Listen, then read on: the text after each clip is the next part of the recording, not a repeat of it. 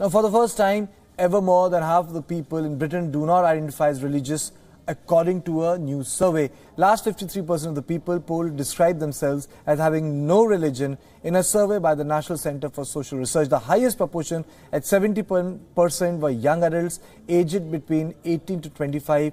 Wion's Mandy Clark has the story. The majority of people in the UK are faithless now. God doesn't seem to have a place anymore in modern Britain. 4 out of 10 people brought up Christian have now lost their faith and identify more as being humanist. Humanists don't hold supernatural beliefs, so in the absence of any evidence for the afterlife, we don't think that there is an afterlife. Richie Thompson is with Humanist UK.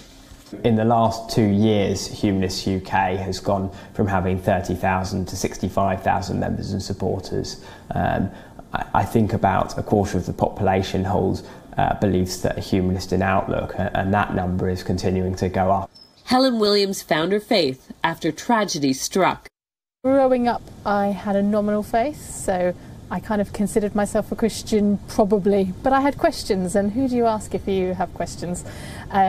It was later, after I'd lost my dad, just before I was 18, and then 5 years later my fiancé was killed in a road accident, that I did an Alpha course, and there I was able to ask those questions, and it made a really positive and strong impact, and really shaped the way I now live my life, because I have now become more committed in my faith and would definitely call myself a Christian now, although it's not always easy.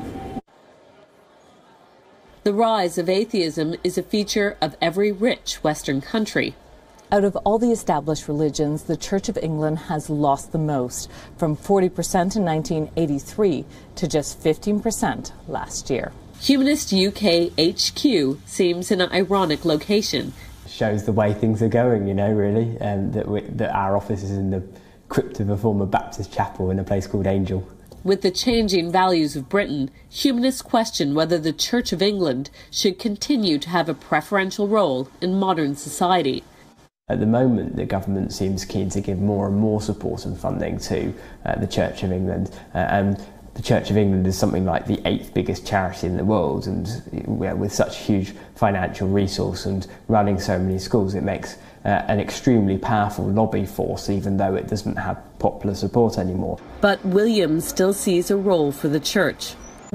If I could have avoided the heartbreak of the deaths in my life, then that would have been wonderful, but I also know that through that I'm able to speak to people in a way that I couldn't before. I also know that it's made me reevaluate what's really important and made me value the things that I do have.